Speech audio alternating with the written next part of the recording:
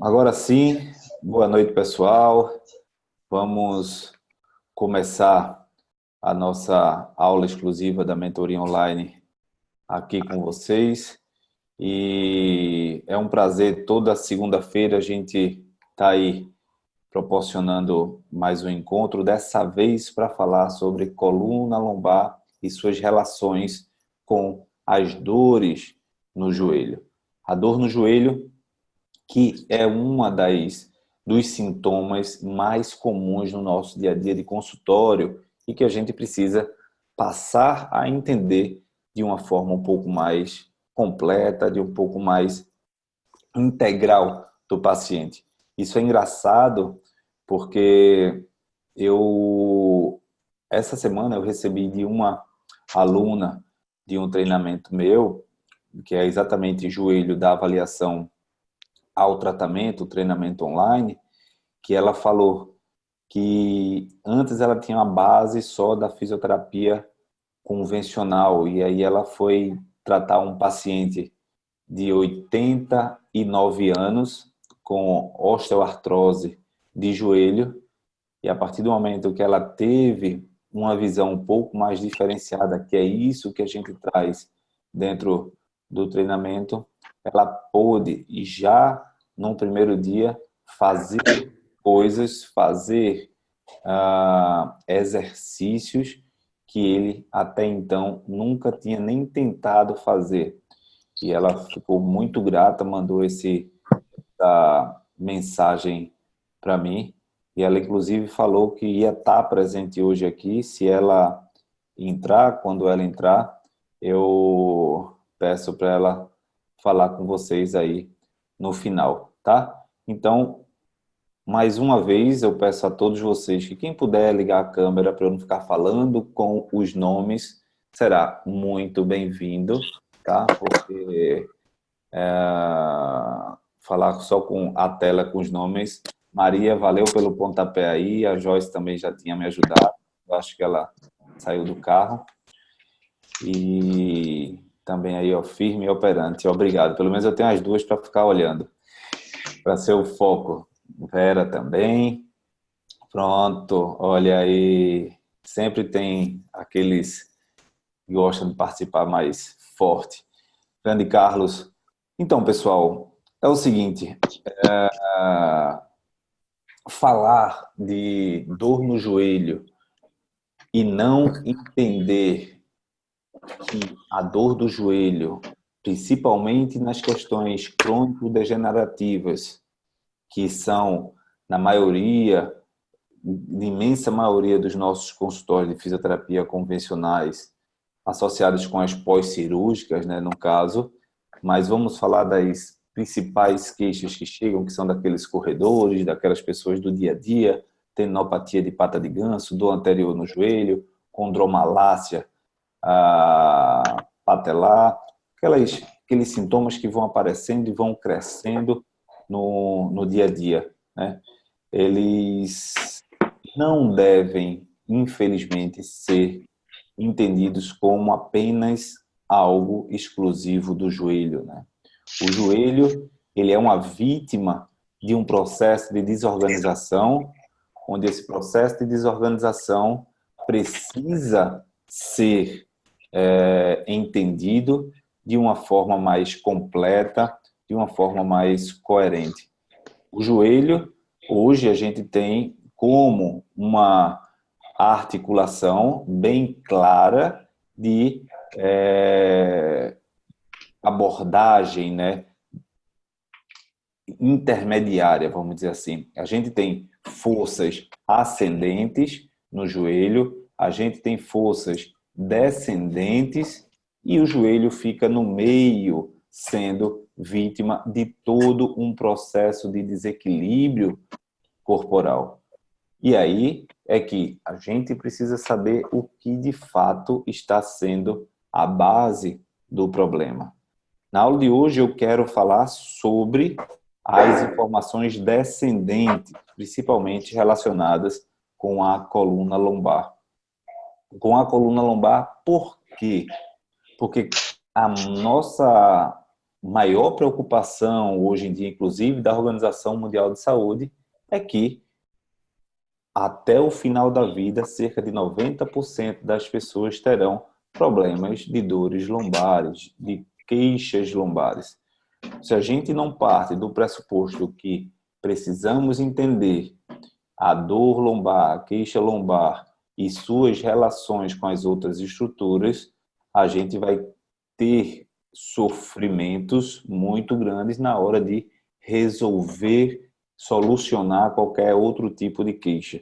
Então, a partir do momento que a gente define um ponto de estudo, um ponto de suporte para poder destrinchar o resto, a gente passa a ter um raciocínio bem exclusivo daquilo, para que vocês entendam, por exemplo, a relação descendente desses desequilíbrios para o membro inferior, em especial do joelho. Quando a gente não considera os problemas ascendentes, não quer dizer que eles não existam, tá? Mas que ele deve ser tópico de outro momento, de outra discussão, porque existem alterações podais, alterações no membro inferior que compromete bastante também a harmonia e o funcionamento do membro inferior como um todo e, em especial, do joelho. Eu costumo comparar também o joelho com uma articulação do cotovelo.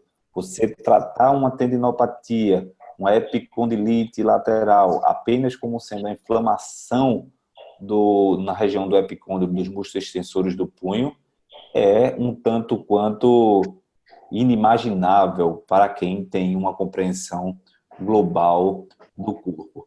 Uma vez que a gente tem o cotovelo lá sustentado, basicamente, por tecidos moles, e se essas estruturas estão desbalanceadas, tendendo a um processo inflamatório, essas regiões precisam ser conectadas com suas porções distais e proximais, até porque muitos músculos são biarticulares, né? E aí, se eles são biarticulares, a gente precisa saber qual lado está em disfunção que gera sobrecarga em outro. O corpo humano é como qualquer engrenagem, como qualquer outra máquina. Se uma máquina está funcionando lenta, uma parte está funcionando lenta, a outra tem que funcionar mais rápida para poder compensar isso. Isso durante um dia, ótimo, mas durante anos pode causar um comprometimento enorme do corpo, no corpo e nessa máquina, né? E aí processos degenerativos, inflamatórios começam a acontecer, degenerações articulares, as condropatias e assim por diante. Então é isso que eu quero que hoje vocês entendam para poder vocês terem uma perspectiva um pouco mais direcionada, né? Feito um sniper, né?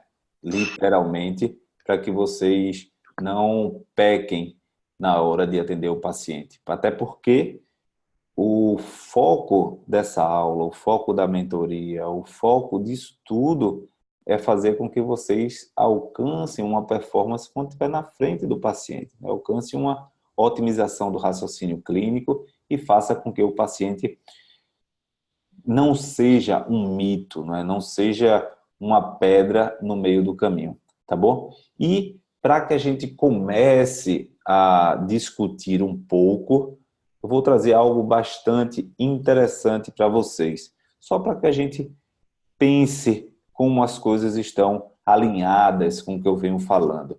Eu digo sempre aqui na aula que essa é uma oportunidade que vocês têm de ficarem atualizados cientificamente através das minhas aulas aqui da mentoria. Porque toda vez eu trago um artigo, trago a novidade, e o artigo de hoje que eu vou compartilhar aqui com vocês é um artigo japonês, uma pesquisa realizada em Tóquio, e que vocês saibam que todos os participantes aqui ao vivo, amanhã, através da mentoria online, vão receber o artigo, tá? Que é exatamente aí, 2019, a relação entre os achados no raio-x de espondilose lombar, ou seja, de patologia degenerativa lombar, e dores no joelho.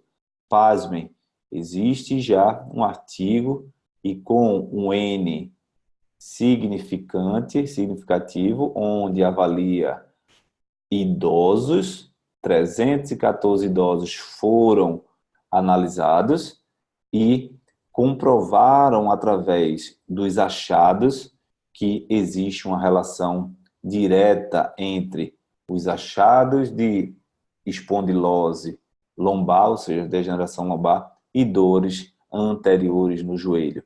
Mas como assim? Como foi que eles fizeram? De maneira simples, vou mostrar aqui para você.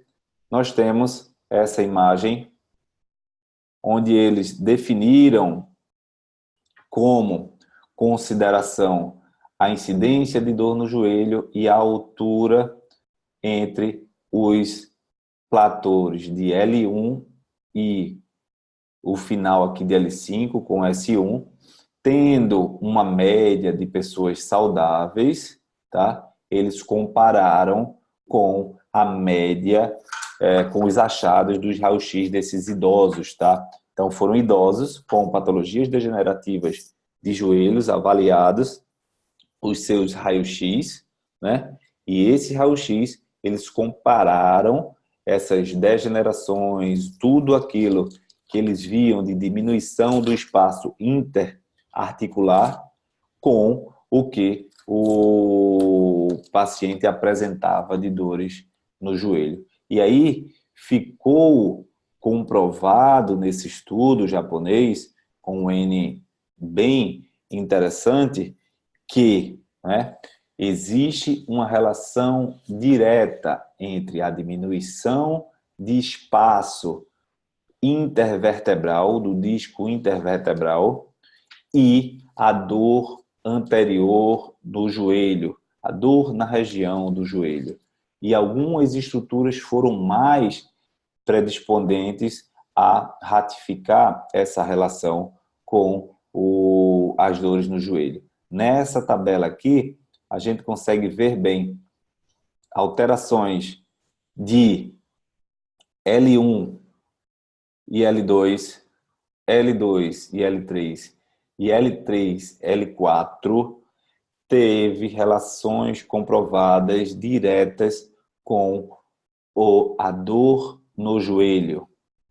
Já alterações relacionadas ao platô discal, né, de T12 e L1, tem relação com fratura prévia de corpo vertebral e dor em glúteo, região glútea. Então, pessoal, nesse artigo, eles lançaram, né, fizeram um índice que eles encaram como normalidade da distância entre os platores intervertebrais, que consideram as degenerações discais como causa de diminuição devido à degeneração dessas estruturas. A partir do momento que essas estruturas foram encontradas com degeneração, fizeram a relação com os sintomas de dores no joelho. E aí, pasmem que encontraram L1 e L2 como sendo um fator relacionado direto com dores no joelho, L2 e L3 como sendo fator responsável para a relação com dores no joelho, e L3 e L4. Isso são poucas vezes que você vê um estudo tão interessante dentro dessa lógica de raciocínio clínico da pesquisa com o sintoma do paciente. Quando a gente tem um estudo desse que enfoca, que direciona as degenerações articulares dos platores vertebrais com um achado sintomático de dor, nos dá uma clareza da complexidade e da globalidade do corpo. E quando a gente pensa na complexidade e globalidade do corpo, a gente tem que entender como isso pode se justificar, né? Como essa relação pode se justificar anatomicamente, fisiologicamente, de alguma forma, né? A gente tem várias relações músculo-esqueléticas que podem acontecer, mas, por exemplo, a primeira questão no estudo fala claramente, como eu mostrei para vocês, e aqui eu vou mostrar de novo para quem está chegando agora, que aqui, opa, não é essa aqui, poxa, peraí, desinstalou tudo aqui, peraí, cadê? É esse? Peraí, um momento, agora aqui, vamos ver se agora vai, pronto, aqui a gente encontra claramente, tá, que L1 e L2 têm relação com alterações de dores no joelho. Para que vocês tenham noção, L1, L2 são nervos muito mais lá em cima do plexo lombar. A gente tem o ilho inguinal, mais especialmente o gênito femoral. O gênito femoral, que é uma estrutura já que vai trabalhar um pouco mais internamente a região de pelve, pode ter relação com algum tipo de tensão e sobrecarga da região pélvica, né? Quando a gente tem um déficit circulatório, um déficit funcional dessas estruturas pélvicas, a gente pode ter um comprometimento tensional das fáscias que vão principalmente para os músculos adutores, né? Além disso, né, a gente tem, associando a essa gama de alteração com os músculos adutores, a gente tem os nervos que saem de L2 e L3, que são as próximas fases, né? Que aí a gente tem, principalmente saindo de L2 e L3, a gente tem ramos do nervo femoral, que são ramos mais posteriores, tá?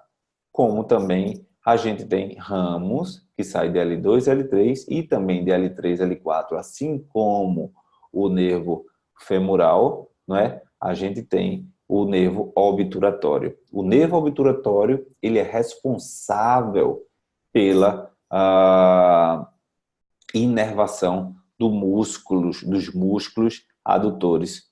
Então, pasmem, se eu tenho um comprometimento dos músculos adutores devido a qualquer tipo de compressão em qualquer nível, seja de L2, L3, L3 e L4, anteriormente, já que o nervo obturador ele vem de uma ramificação anterior do plexo lombar, a gente tem possivelmente uma relação muito intrínseca com os músculos que vão para a parede abdominal posterior, como o ilho psoas. E isso pode comprometer bastante a função dessa estrutura.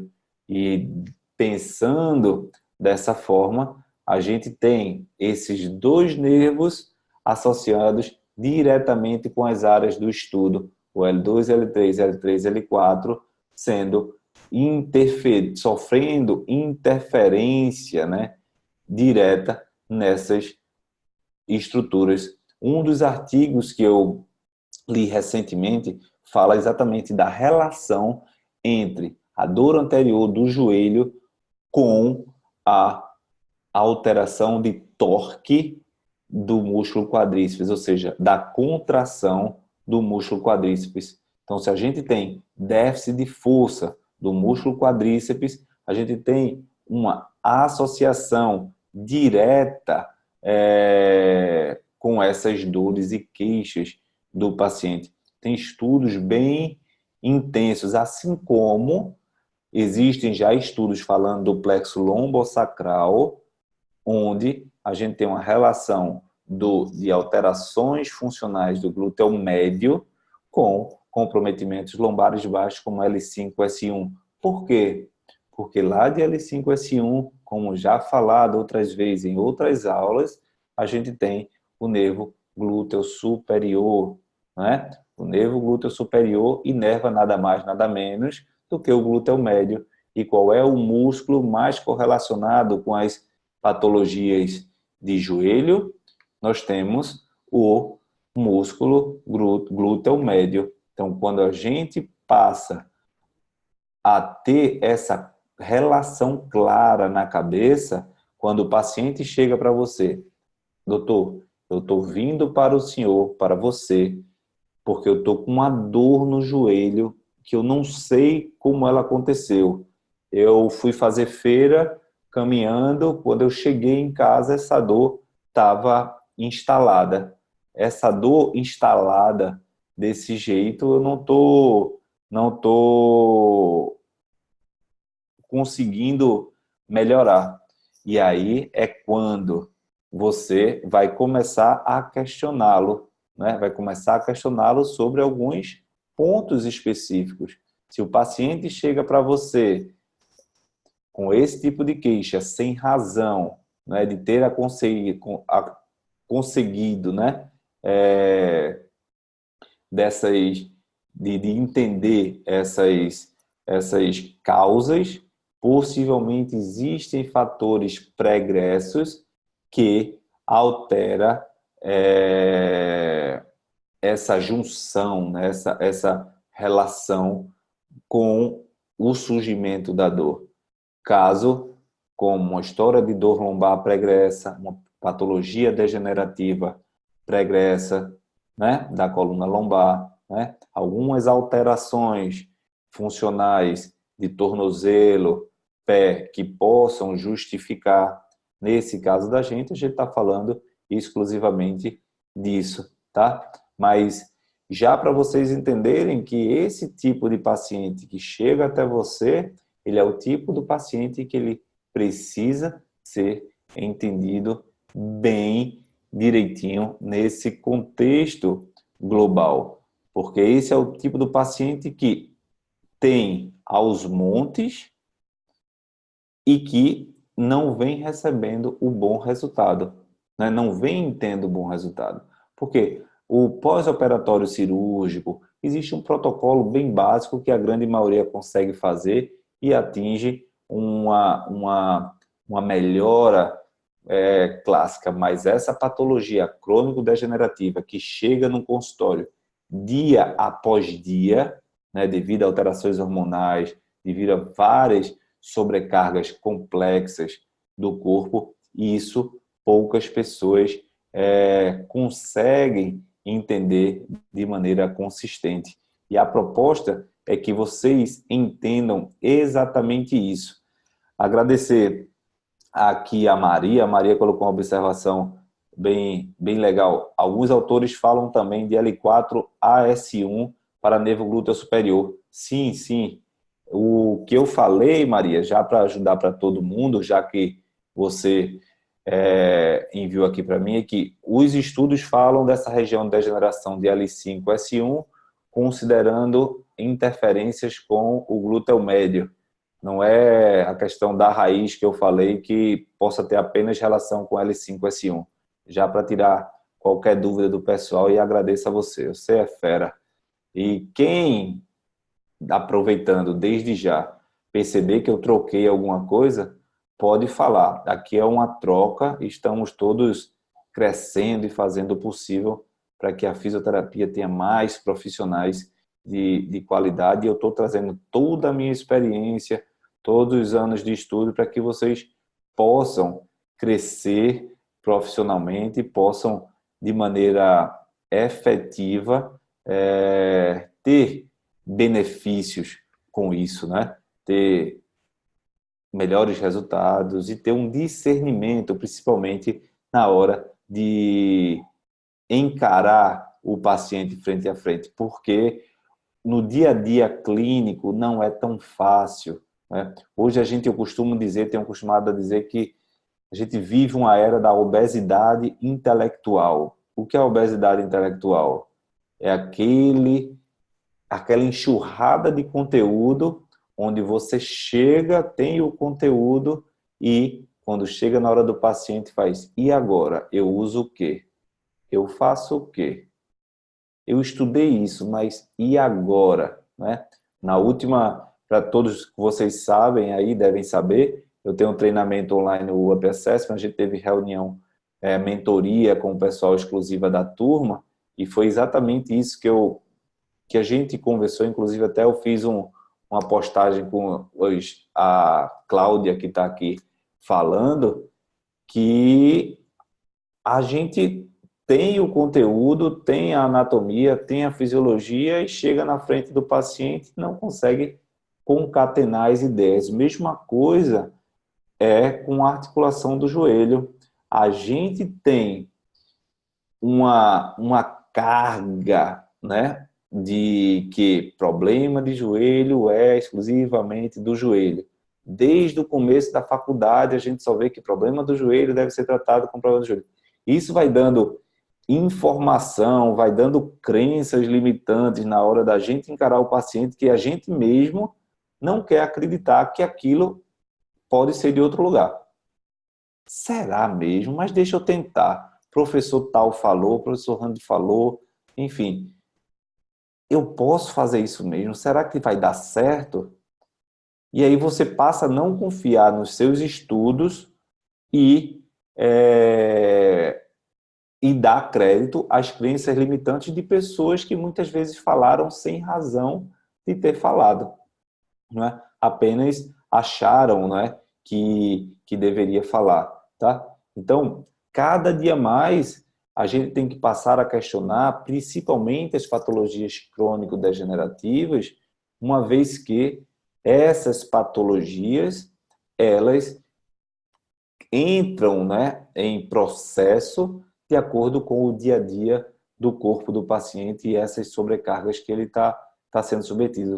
Sobrecarga hormonal, de estresse, biomecânica, tudo isso envolvendo e comprometendo a funcionalidade do corpo. Então, a Ananda perguntou aqui se cita características, né, da dor no joelho e se eles apresentavam queixa de lombalgia prévia, tá? Esse estudo, Ananda, só para deixar claro para vocês, ele faz um monte de relação quanto a critérios de inclusão e critérios de exclusão, tá? E dentro dessas questões do critério de inclusão e exclusão, ele fala sobre uso de drogas, uso de patologias pregressas, né? A frequência de patologias pregressas, se existiram algum tipo de comprometimento pregresso, mas a dor no joelho em si, eles não definiram tanto, tá? Quanto a dor no joelho. E a dor lombar prévia, na verdade, eles colocam assim os seguintes critérios de inclusão, só para você saber: idade maior do que 65 anos, tá? Ter um dos 4 critérios que não é, relação entre problemas de coluna e de pernas sem problemas, dificuldades para andar ou fazer atividades diárias, né? Tipo, algumas reclamações e queixas relacionadas com leves dificuldades no andar e no dia a dia de suas atividades, tá? E ter habilidades e discernimento, né, na verdade, para poder gerar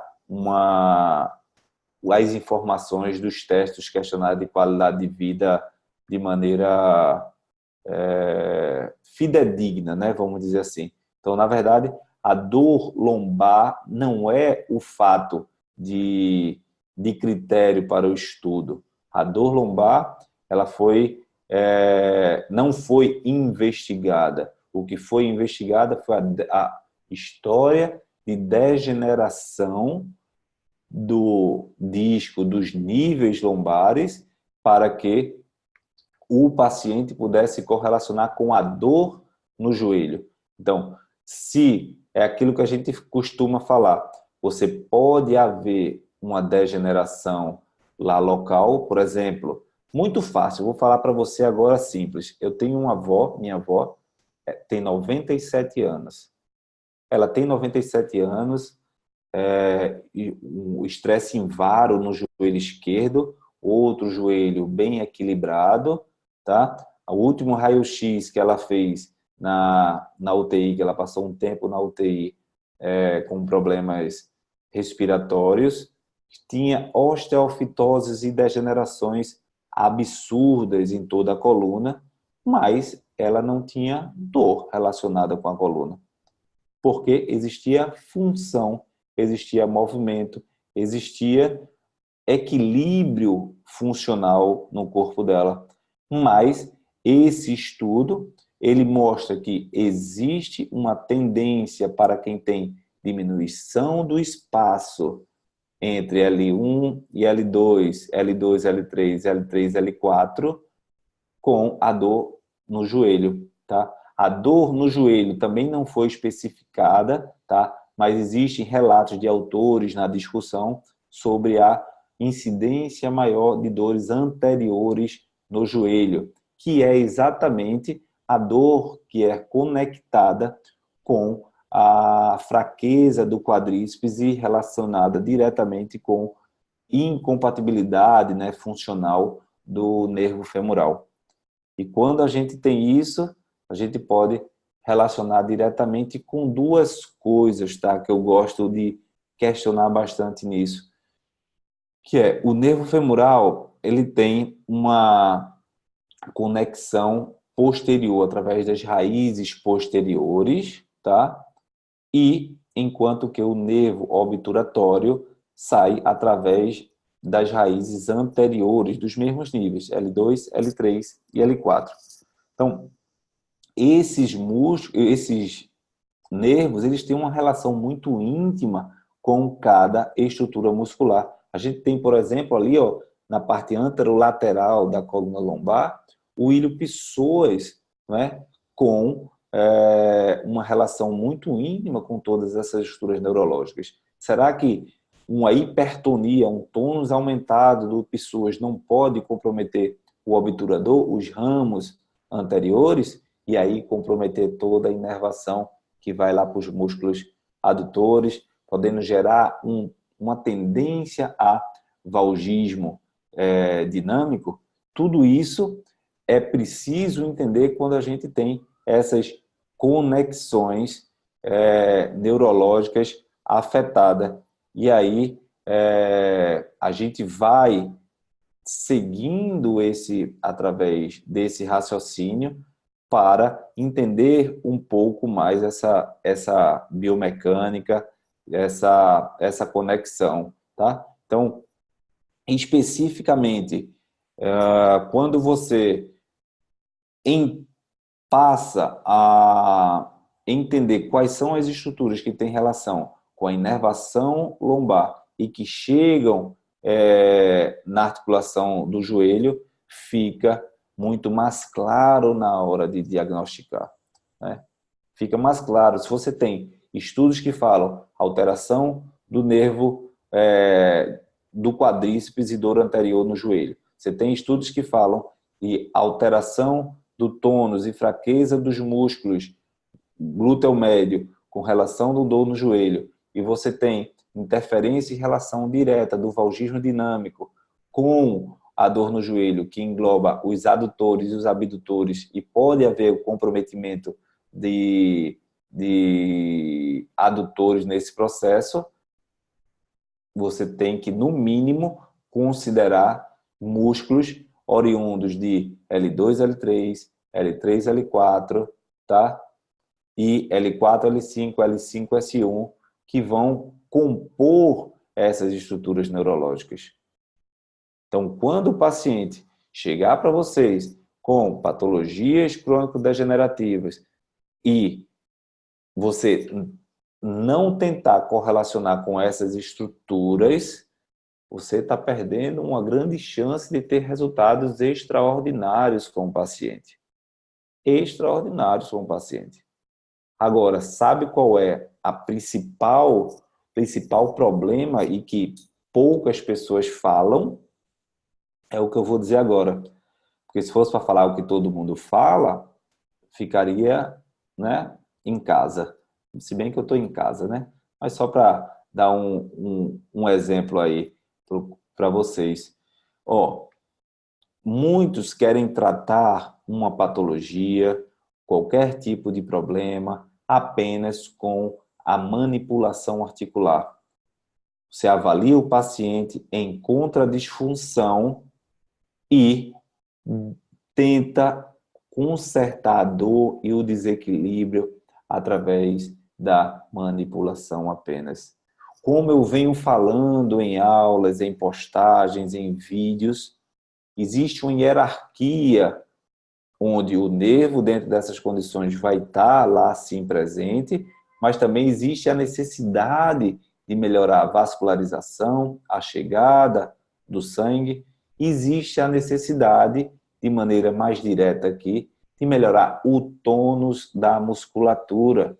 E muitas vezes você manipula, melhora a grande maioria das coisas, mas ainda tem o tônus da musculatura alterada e que precisa receber uma interferência terapêutica em relação a isso, que aí a gente tem, né, as técnicas de inibição musculares, técnica de Jones, técnica de liberação contrai e relaxa, todas as técnicas possíveis para que você possa obter uma conclusão, um fechamento do seu trabalho. E muitas vezes é o que não acontece. A gente faz tudo, vai para a biomecânica, manipula, tenta corrigir, puxa de um lado, alonga, mas na hora de inibir a musculatura, a gente não inibe. Aí o paciente fica 80% melhor e falta esses 20% que está associado com essa tensão que, logicamente, muitas vezes, com o passar dos dias, o corpo vai cedendo, mas dependendo da sobrecarga que ele tenha fisiológica, isso não cede tão fácil.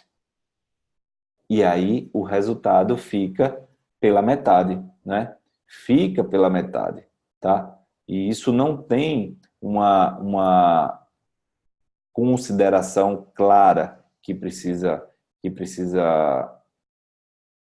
ter, vamos dizer assim, não tem uma explicação didática dentro de livros, dentro de outras estruturas que você possa ver e entender, se não for através, muitas vezes, da experiência clínica, porque a gente, nesse sentido, a gente ainda está engateando bastante, tá? A gente está engateando de maneira cada vez mais complicada nesse processo. E aí, quando você contextualiza isso, fica mais fácil, não adianta, tá? Então, ó, é o seguinte, encontrou problemas na coluna lombar, manipula, mobiliza, melhora o suporte dessa coluna lombar, melhora a passagem do nervo e chega até lá a região pélvica. Na região pélvica a gente tem algumas estruturas que vão para o joelho. Adutores têm interferência, abdutores têm interferência, extensores, que são o femoral, e também temos os músculos laterais, os isquios tibiais, tá? Que pega todo o plexo lombosacral. E isso, tipo, eu não vou estar falando aqui de isquio tibial, porque todos vocês já sabem dessa relação da inervação dos músculos posteriores de coxa. Mas tem uma estrutura que é inervada por ramos da estrutura do isquio, tá? Que é o poplíteo, né? O músculo poplíteo, ele é super importante nessa dinâmica do joelho, principalmente no equilíbrio rotacional. O joelho, o poplíteo, ele vem daquela porção posterior e proximal da tíbia e segue para se inserir lá na porção do côndilo lateral do fêmur. E aí, se a gente tem uma cadeia cinética, no caso aí, aberta, né, nós temos uma função que vai mover mais a parte distal, né, a parte mais de tíbia. Se a gente tem uma cadeia cinética fechada, a gente vai mexer um pouco mais na região proximal, que tem os côndilos femorais, né? Então, para a gente ir matando algumas perguntas aqui do pessoal, tem, não sei quem é, Lenovo. Por favor, se apresente, Lenovo. Como você faz o diagnóstico diferencial de um paciente com dor no joelho? Tá.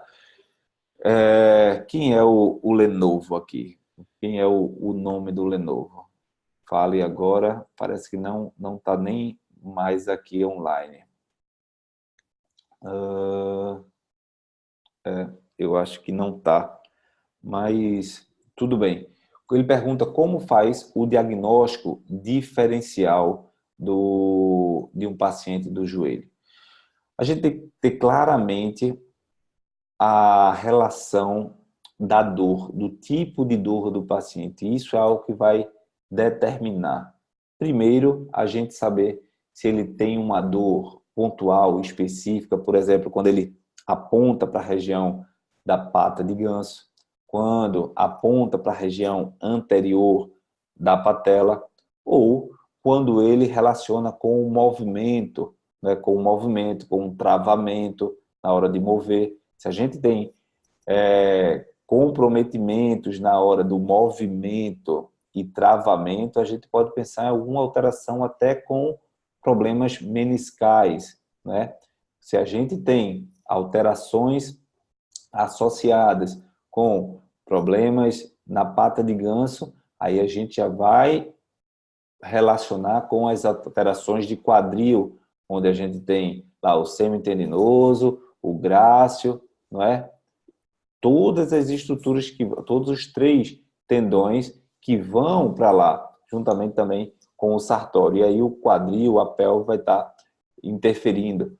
Como também a dor no compartimento lateral do joelho, que são dos corredores, que é até uma pergunta da Karina aqui. Deixa eu ver se a Karina está presente. Pronto, presente, positivo e operante.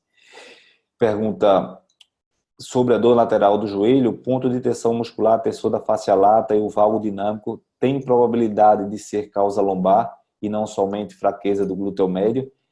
Pronto, você falou em algo específico disso, tá? Que é essa relação e essa compreensão das brigas entre o compartimento abdutor e o compartimento adutor. Existe um comprometimento que pode ser, sim, direto da coluna lombar, que é quando a gente tem as degenerações, como o próprio artigo falou, da coluna lombar, de L2, L3, L3, L4, que vai ter comprometimento das raízes do nervo obturador, certo? Ponto. Isso vai alterar o tônus da musculatura dos adutores, que pode ter um tônus mais aumentado, gerando uma tendência à adução. E aí você passa a fortalecer o glúteo médio como ele fosse a causa do problema. E, na verdade, ele nada menos do que uma vítima de um processo.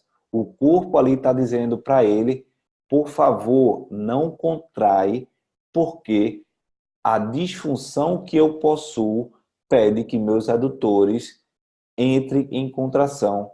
Se você contrair glúteo médio, você vai estar brigando com minha necessidade fisiológica desse momento. Aí você faz: mas o pessoal tem feito estudos, tem melhorado, e o glúteo médio tem sido o bambambam. Sim, ele vai melhorar, porque toda a estrutura tem suas propriedades neurofisiológicas próprias, que ele vai aumentar de um pouco mais de função, de tônus, de contratilidade, e vai meio que equilibrar essa briga de força, mas vai ser aquele paciente que, quando ele deixar, que é aquela história do estudo follow-up, de 6 anos, 1 ano, 2 anos, quando você for acompanhar esse cara vai estar sofrendo de novo. Porque a base funcional de desequilíbrio, ele está instalada. Mas, se você trata esse cara, eu não estou falando aqui para deixar de fortalecer o glúteo médio. Eu estou falando aqui que precisa corrigir a disfunção lombar, precisa melhorar o tônus dos adutores, a passagem na região pélvica, para depois melhorar o tônus lá do glúteo médio. Que, na verdade, se isso demora, o que é que acontece? Ele vira um ponto de tensão miofacial tão grande, porque ao manter em adução, você tem uma tendência em excentricidade dessa musculatura, que para não manter essa excentricidade muito grande, começa o quê? As fáscias aumentarem as deposições de colágeno ao invés de elastina e o tecido ficar mais rígido. E aí o que é que a gente encontra? Entesopatia de glúteo médio, que é a calcificação.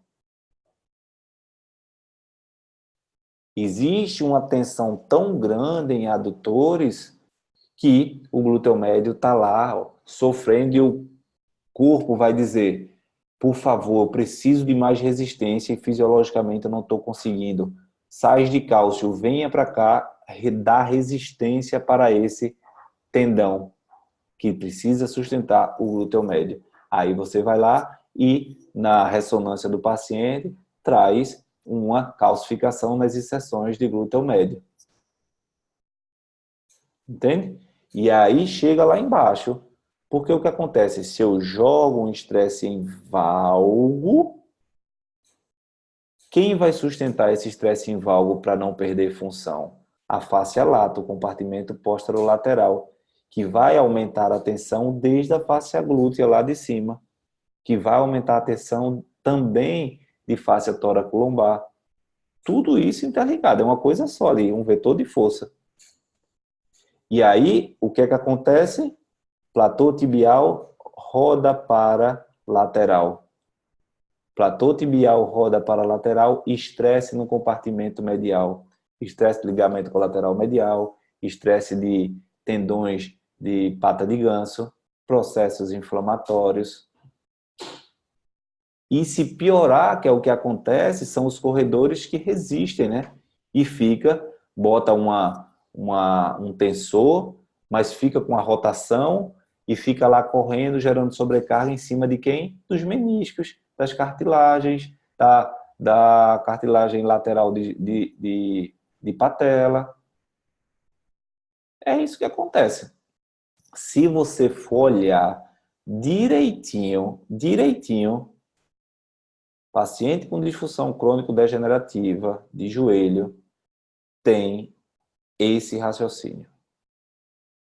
Tem esse raciocínio. Só muda a causa dessa alteração biomecânica. Sabe por quê? Outra coisa que eu já fiz um vídeo falando e eu vou falar aqui para trazer raciocínio para vocês. Aderências pélvicas, cicatrizes cesarianas, abdominoplastia.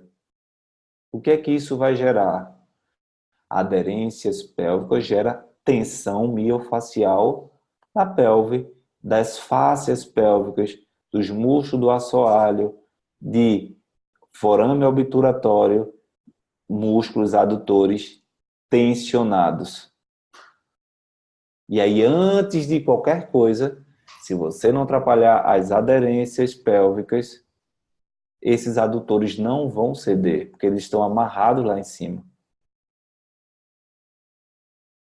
Entende? Então, o que eu quero e almejo com cada aula, com os treinamentos que eu faço, treinamento online, tem as meninas aí que fazem o Up Assessment, aí está na terceira turma, a Cláudia mesmo. Cláudia, desculpa eu estar citando você, mas já citando. Ela é formada em osteopatia, pela Escola de Osteopatia de Madrid. Alto nível, alto nível. A gente sabe que são profissionais que passam pela escola, que se formaram e têm alto nível. Mas é o que eu falo, é tanto conhecimento que às vezes você olha para o paciente e faz, para onde eu vou aqui? E aí quando chega alguém que bota mais ou menos no trilho, como diz, ó, não precisa disso tudo para poder gerar resultado. Isso tudo é bom para que você saiba, tenha base, mas para gerar resultados você precisa disso. Aí os resultados aparecem de maneira mais confortável. O atendimento fica mais leve. O atendimento fica mais leve, na verdade. Porque você fica constantemente olhando para o paciente e tentando buscar, meu Deus, o que mais? O que mais? Eu já estudei tanto. O que mais? O que é que eu posso fazer para o paciente? E, na verdade, às vezes você já sabe o que é para fazer e você fica com essa obesidade intelectual porque não consegue colocar todo o seu conhecimento em prática, em raciocínio, né? E por isso que você consegue absorver de maneira clara quando eu explico aqui. A maioria consegue entender, mas a maioria consegue entender justamente porque tem essa base, né? E aí quando fala, faz, puxa, por que eu não pensei isso? Está tão claro, né?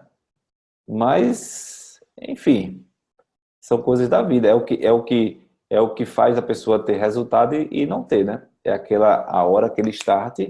E quanto mais a gente fala, a gente precisa estar atento a isso, tá? Estar atento a esses detalhes que na prática clínica é que vai fazer a diferença, né?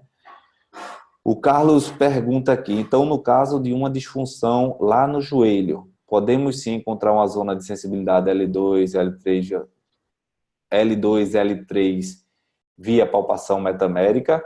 Então o Carlos pergunta, no caso de disfunção, dor, patologia de joelho, podemos encontrar a zona de sensibilidade L2, L3, L4 através de palpação de via metamérica?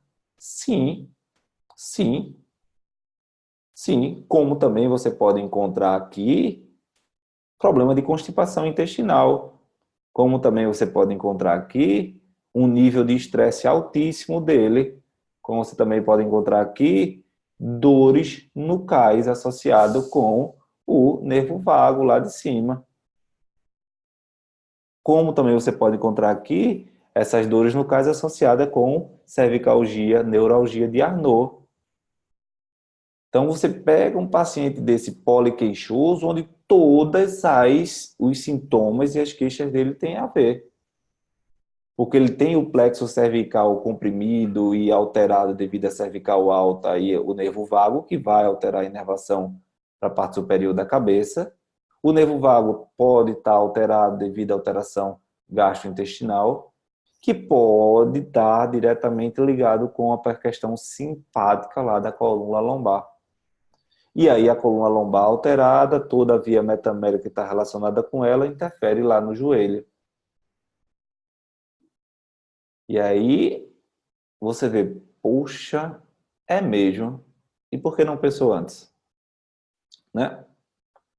Então isso é a diferença dos 10 anos de vida profissional e que eu tento passar para todos vocês. As meninas que estão lá no treinamento Up Assessment, elas estão recebendo a sequência direitinho de anatomia, o beabá, tudo direitinho, que aí fica bem mais fácil. E no final dos módulos eu consigo dar uma revisão, uma mentoria para poder o assunto ficar melhor.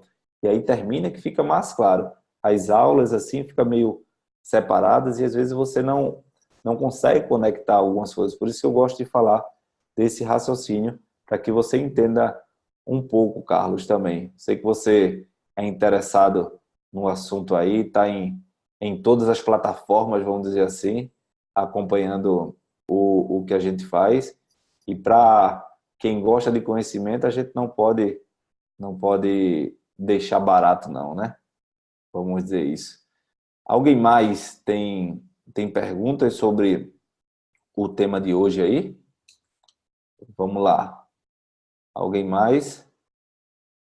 No final dessa aula, eu vou falar um pouco de uma oportunidade para quem quiser saber um pouco mais sobre o assunto, mas eu não vou nem gravar, não vai ficar gravado para que quem efetivamente participa ao vivo tenha algumas vantagens, né, nesse processo.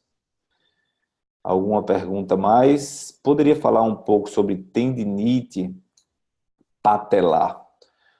Tá, a Raíssa quer que eu fale um pouco sobre tendinite patelar. Vamos entender esse contexto que eu acabei de falar, tá, Raíssa? A tendinite patelar, na verdade, o tendão patelar, ele está lá inserido na tuberosidade da tíbia, e essa tuberosidade da tíbia pode inflamar, pode ter alterações, gerando as tendinopatias, né? E essas tendinopatias podem ser de origem de tensionamentos relacionados apenas aos grupamentos extensores, mas também pode ter relação direta com essa alteração posicional entre a tíbia e o fêmur. Imagina só que eu tenho um tendão patelar que vai se inserir nessa região aqui. E aí, teoricamente, eu estou encaixado, harmonicamente encaixado. Porém, devido às alterações biomecânicas que eu falei, eu tenho um estresse rotacional. E aí, esse tendão que é para ser aqui, ele passa a ser tensionado um pouco lateralmente. Um lado desse tendão fica mais curto, o outro lado fica mais estirado. Então, você tem que, ao olhar para o tendão, para o complexo articular do joelho, verificar, primeiro, qual a alteração biomecânica que existe. O joelho é alinhado sem varo nem valgo? Ou o joelho é mais para valgo? Tá, se ele é mais para valgo, ele vai ter uma tendência, quando ele for valgo, de tensionar o compartimento medial do tendão patelar, e o compartimento lateral, por ser valgo, ele vai estar mais encurtado, mais fechado. Então, as tendinopatias ou processos inflamatórios geralmente ocorrem na distensão, no distensionamento. Então, possivelmente vai ter uma região ali mais sensível do que a outra. E como você vai corrigir isso? Corrigindo toda a biomecânica lesional da rotação. E aí você vai passar, minha querida, a vida toda fazendo gelo, TENS e ultrassom e não vai dar em nada. Porque a alteração é biomecânica. E aí, toda vez que houver um estresse naquela região, vai gerar uma tendência a processo inflamatório. E processos inflamatórios repetitivos vai gerar patologias crônico-degenerativas, tá? Então, dessa forma é que eu quero que vocês entendam que, independente da patologia, condropatia femoropatelar, tendinite pata de ganso, calma. Como essa estrutura pode estar sendo sobrecarregada? Ponto. Pode estar sendo sobrecarregada por um torque inflexo, tá? Um torque inflexo. Quem causa o flexo de joelho? São os isquiotibiais. Tá, por que os isquiotibiais podem estar mais inflexo, né? Pode ser porque ele tem uma tendência a flexo devido a uma cicatriz lá de apendectomia, apendicite, que tensiona aqui em cima, faz uma aderência na região de fossa ilíaca, tensiona ilho-psoas, tensiona toda a cadeia flexora de retroversão de pelve, e aí você tem uma tendência de encurtamento. Porque ele é mais rodado medial, rodado lateral, estresse em valgo. Tudo isso precisa estar claro. De onde vem o desequilíbrio mecânico? É descendente mesmo? É ascendente? O que pode estar ocasionando esse desequilíbrio biomecânico? E aí, você cercar o joelho de todas as possibilidades. É um estresse em valgo, tá? Pode ser da lombar, mas pode ser da pisada lá. Teve algum trauma? Teve algum problema? Não, não teve nada no pé, nunca tive. Então, vamos deixar o pé aqui sobre aviso. E assim sucessivamente. Entende? Não sei se eu consegui ser claro para você. E esse raciocínio, se você tem isso claro, eu falo ele bem direitinho. Depois que eu fiz o Up Assessment, a primeira turma do Up Assessment, que é o treinamento de avaliação, o pessoal ficou querendo que eu fizesse algo de tratamento, porque, logicamente, né, quem recebe um conteúdo diz, puxa, agora eu tenho noção de avaliar, e como eu quero tratar melhor, né?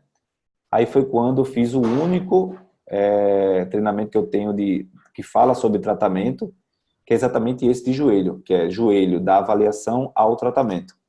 Onde eu falo também desde a anatomia, todo o raciocínio biomecânico, toda a fisiologia articular, e ainda passo nesse estratégias de tratamento, com exercícios, e tem mais de 10 artigos lá dentro do treinamento, e aí fica totalmente mais fácil, tá? Fica totalmente mais fácil isso, tá? Até Mariana está colocando aqui, aproveitando já o que eu estou dizendo, ó. Já sigo o Randy desde o início das lives, também já fui aluna do curso Up Assessment e do curso de joelho. Essa aí foi uma das que ficou me empurrando. Ótimos cursos com abordagem diferenciada e conteúdo com embasamento científico atualizado. O Randy também sempre se mostra disponível para tirar qualquer dúvida. Eu agradeço, viu, Mariana, as palavras, mas é porque eu tenho a Maria aí, que me conhece já de perto, já fez o curso comigo de bandagens. Sabe que eu tenho isso. Se for para fazer mal feito, eu prefiro não fazer. Prefiro tá em casa. Então, a gente tem um nome aí a zelar que a gente tenta fazer uma diferença para cada um que está aqui agora, 10 e 10 da noite. Valeu a pena de estar aqui, né? Tá? Então, agradeço aí a Mari e a gente vai continuar aqui só para que a gente possa acabar e não ir para tão tarde. Como você avalia o sistema facial da coluna lombar e joelho? Como você diferia tender point e trigger point? Cara, Marcelo, sinceramente, em que vai mudar? Em que vai mudar você saber se é tender ou trigger point? Em que vai mudar? Assim, você ter essa noção. Ah, não, eu gosto de saber. Tudo bem. Mas para o teu paciente, para tu ter resultado, o que vai mudar? Entendeu? O primeiro questionamento é esse. Tá? A ideia que eu passo para vocês é o seguinte, é entender a disfunção, entender o que existe de desequilíbrio e por que esses desequilíbrios, onde esses desequilíbrios vão chegar. Uma das coisas que eu faço que eu gosto no meu dia a dia clínico, tá? Para lhe dizer, para avaliar o sistema facial é a ausculta, né? A ausculta do corpo, a escuta da fáscia, associando com a respiração, que é um dos testes específicos que as meninas aí, a Vera, a Joyce, a Cláudia, que estão no treinamento, vão ver. Que acho que é no módulo 7 ou 6 que eu falo dos testes clínicos. Na verdade, é você sentir para onde o corpo quer lhe levar. O corpo quer lhe levar mais para cima, mais para baixo, para o flanco direito, para o flanco esquerdo, em rotação para a pelve, em rotação superior para hipocôndrio esquerdo, lá para o estômago, para onde? Se existe uma tensão direcionando você para o crânio, para a região neuromeníngea, para o sacro, existe uma fixação. O corpo ele vai lhe puxar para onde está fixado. Se não houver fixação, se não houver desequilíbrio, não existe alteração de tensão. Você vai inspirar, expirar e sua mão vai continuar no mesmo lugar. Se houver tensão, você vai ter um tracionamento, o corpo vai lhe levar para algum lugar. Isso é bem claro, se você colocar a mão no peito, fazer uma prática aí com todo mundo, todos colocam a mão no peito, tá? Sentem normal, inspirem fundo, solta o ar. Uns vão sentir, podem continuar respirando, uns vão sentir claramente descer para a região diafragmática, outros vão sentir ir para a esquerda, outros vão sentir subir para a região acima aqui do símbolo do membro superior, para a entrada torácica. Cada pessoa, dependendo da sobrecarga que tenha, vai sentir um tensionamento, tá? Alguém sentiu mais para o lado? Alguém que fez aí? Pode falar. Alguém sentiu mais para o lado? Para um lado ou para o outro? Vera sentiu para o lado esquerdo. Alguém sentiu para baixo? Para baixo. Angélica. Joyce. Tá? Raíssa para o lado direito. Pronto. Já deu para perceber que cada uma de vocês tem uma tensão. E sabe o que é interessante? O mais interessante é que vocês vão perceber que quando vocês estão cansadas, vocês se fecham exatamente para esse ponto. A Vera, que foi para a esquerda, não é isso? Ela vai se fechar aqui, para a esquerda. O pessoal que foi para baixo vai cair aqui. O pessoal que foi para a direita vai fechar para cá. E sabe o que é mais interessante? Quem foi para a direita vai ter dor no ombro direito. Quem foi para a esquerda vai ter dor no ombro esquerdo, ou cervical. E quem foi para o meio vai ter onde? Bilateral nos trapézios, tensão na nuca, na cervical. É quase um programa Fala que eu te escuto. Mas é porque isso tem um raciocínio clínico lógico, e é isso que eu quero que vocês entendam. E que para mim está muito claro, eu estava dando aula esse final de semana na pós-graduação, e o pessoal fala, mas professor, o senhor nem utilizou o slide. Eu fiz, é porque está tão claro na minha cabeça como o corpo funciona, que teoricamente eu não preciso do slide para dizer o que eu quero dizer. Estava dando aula na pós-graduação de dermatofuncional, que é disfunções corporais pós-cirurgias plásticas. Tem coisas mais claras do que cicatrizes de prótese mamária, de tensão miofascial de prótese mamária, de tensão de base craniana após lifting facial, tensão abdominopélvica após abdominoplastia, aderências miofaciais após lipoaspiração. Você só precisa ser didático para todo mundo entender e não virar um samba do crioulo doido. Mas fica claro isso quando você entende. Tá? Então, não sei se todos que fizeram os testes aí concordam disso, tá? Com essas dores, com esses sintomas. Amplitude e movimento, por exemplo, se você quiser, quem sentiu para a esquerda como a Vera aqui, que levantar e rodar externo e elevar o braço, você não tem a mesma amplitude que o direito. Pode fazer de um lado e do outro. Não tem, não adianta. Porque seu corpo está funcionalmente direcionado para acomodar essa tensão. E aí você pode alongar, fortalecer manguito. Fortalecer manguito. Não vai. Não vai encaixar. Você vai estar piorando, porque a disfunção de rotação vai continuar e você vai coaptando, coaptando, coaptando, e a tendência de atração vai piorar. Deixa para fortalecer depois que relaxa a cintura escapular. Né? Mesma coisa é o joelho, né? Você entender as disfunções de joelho crônico-degenerativas sem entender a pelve, você não está fazendo nada. Sem entender as forças da posturologia, do membro inferior, do pé, também não está fazendo nada. Né? Ok? Poderia exemplificar sobre o que você falou de trabalhar o tônus e inibir a musculatura? Tá, Nanda, uma coisa bem simples é a questão do glúteo médio.